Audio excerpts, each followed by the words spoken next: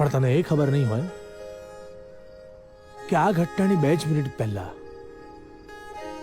તું 2 ફૂટ નહીં 200 ફૂટ દૂર હતી. તું આગળ ગોલ્ડ ક્લાસના પોશ સેક્શનમાં અને હું પાછળ સિલ્વરની કોમન પબ્લિકમાં, અને આપણી વચ્ચે હતી ઓકાતનો ફરક બતાવતી રેલિંગ. પણ શું કરું, તને જોઈને તારી સાથે આખી જિંદગી રહેવાનું મેં સપનું જોઈ લીધેલું. પછી તો શું, રેલિંગ પગ તોડે કે બાઉન્સર માથું ફોડે, આંખ બંધ કરીને કૂદ્યો અને આંખ ખોલી તો સીધો તારી જોડે.